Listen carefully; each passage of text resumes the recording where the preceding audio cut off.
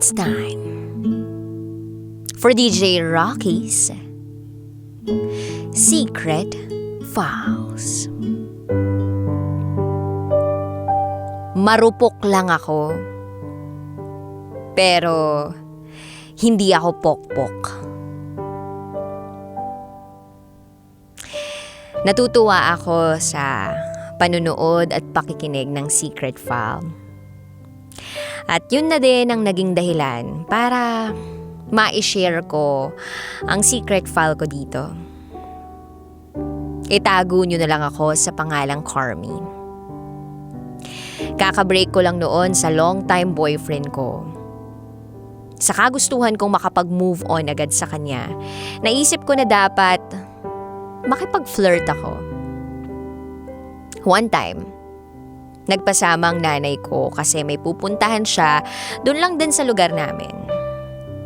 Nang may bigla akong nakita na pamilyar na tao. Nung una, hindi ko pa sigurado kasi nakatalikod. Kaya hinintay ko pa siyang dumaan at doon ko na-confirm na siya nga yun. Yung crush ko nung high school pa ako. Parang nagliwanag ang langit sa akin nung time na yon. Nung nakita ko siya ulit, hindi ko na siya nakalimutan. At naisip ko na dapat makuha ko siya. Siya lang ang magiging dahilan para makapag-move on ako sa ex ko. Pero eto na nga, inabot ako ng 8 months kahahanap sa FB niya. Paano ba naman kasi? May pagka-jeje mo naman yung pangalan niya sa FB. Kaya hindi ko nakikita kapag nagsusearch ako ng tunay na pangalan niya. Kung hindi pa lumabas sa friends niya na friends you may know, edi hindi ko pa siya makikita. Edi ayun, inad ko siya. In-accept niya naman ako agad. Tapos, bigla niya akong chinat. To make the long story short, inaya niya ako one time na uminom raw kami. Kumbaga, chill lang daw. Since gusto ko naman na mapalapit sa kanya dahil gusto ko siya, edi go lang ako. Doon kami sa kanila dahil walang tao. Hindi naman kasi pumasok sa isipan ko yung mga posibilidad na mangyari pag kayong dalawa lang. Ayun na nga. Bigla na lang nasa kwarto na kami. Ayoko naman talaga. Kasi syempre ayoko naman na mag-start lang kami sa ganun. Gusto ko nga siyang maging boyfriend. Pero ang lakas niya kasi. Hindi ako makalaban o makatanggi. So yung gabi na yon, hindi naman all the way. Kasi nga sabi ko ayaw ko pa. Okay na yung, alam nyo na, tama na yun. After nun, hindi ko na alam kung anong sasabihin sa kanya. Hindi ko siya kinausap regarding sa nangyari kasi ayaw kong isipin niya na naghahabol ako sa kanya dahil lang sa nangyari sa amin. Pero deep inside, gusto ko talagang maghabol. At sabihin na, ano na tayo? Yung nangyaring ganun. Pero, pinanghihinaan rin ako ng loob kasi nga, galing ako sa failed relationship. At ayaw ko nang masaktan. So, lumipas yung mga araw. Minsan, nagchat-chat siya ng mga kung ano-ano. Minsan, inaaya niya rin ako uminom.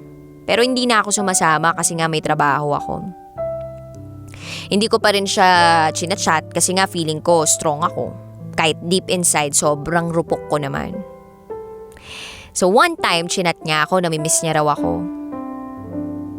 Kilig-kiligan si ate mong girl.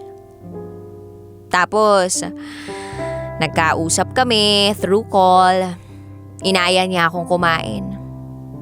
Biglang napasama ako kahit gabi na. So, dumiretso kami sa kanila. At dun na naganap ang all the way. Okay naman sana. Okay naman, kaya lang wala nga kami. Ako kasi yung tipo ng babae na hindi naman tumitingin sa sukat o sa laki, ganyan. Pero basta, mahal ko naman eh. Uy marupok lang ako pero di ako pokpok. Umulit yun ng umulit hanggang sa di ko na namamalayan.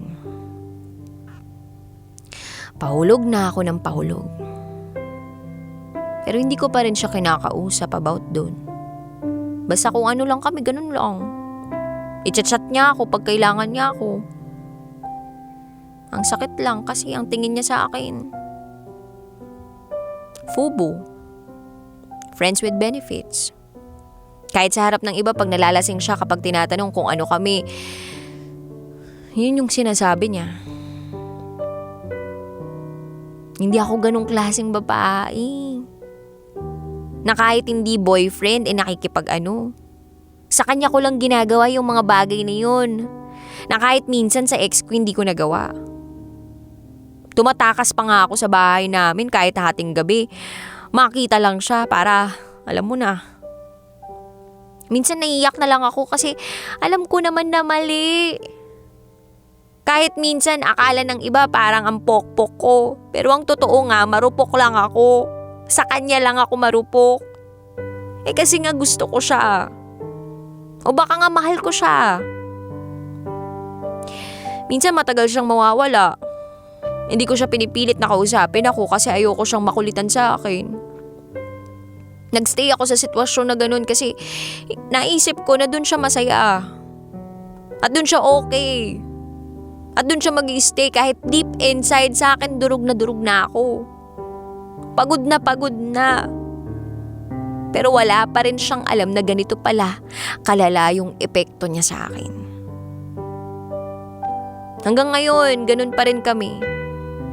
Madalang mag-usap at magkita. Tapos pag magkikita man kami, ganun lang yung gagawin. Ang sakit, no? Gustong gusto ko siya tapos ganito lang yung tingin niya sa akin. At baka iniisip niya na kahit kanino ay ganito ako. Pero kung alam niya lang na sa kanya lang ako ganito, naaalala niya lang ako kapag wala siyang kainuman. Kapag nangangati siya, yun lang ako sa kanya. Ginagamit niya ako. Oo, nagpapagamit ako kasi mahal ko siya. Iniintindi ko lahat ng mga hindi niya magandang nagagawa sa akin. O nasasabi. Kasi nga, nagpapakamature ako. Dahil alam ko may pagkaisip bata pa rin siya. Dumating na nga ako sa point na yung level ng patience ko sumagad na sa 100%. Sa kanya lang. Pero sa ibang tao, ang bilis uminit ng ulo ko.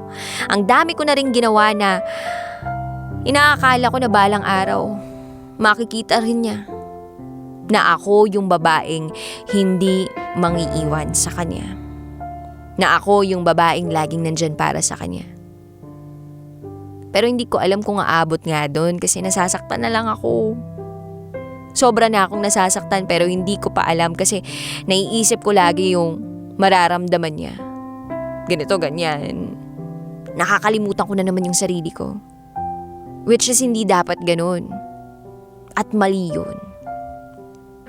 Sa ngayon, pinipilit ko na siyang makalimutan. Pagod na rin ako eh.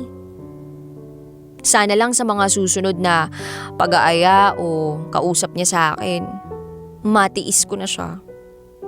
Baka nga, sinasayang ko lang yung mga panahon na dapat sa ibang tao o sarili ko na lang na ibibigay.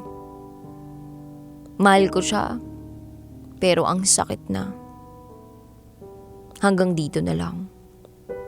Muli, ako si Carmi at ito ang aking secret file. Always your number one. FM radio station. Love Radio. Hello, kabisyo! Uy, gusto mo pa ba ng mas marami pang Secret File episodes? Ang gagawin mo lang, mag-subscribe ka na sa aming YouTube channel. It's Love Radio Manila. At pindutin mo na or i-click mo na ang notification bell para updated ka na sa aming mga latest video. Raqi Terra po, mula sa 90.7 Love Radio. Mwah!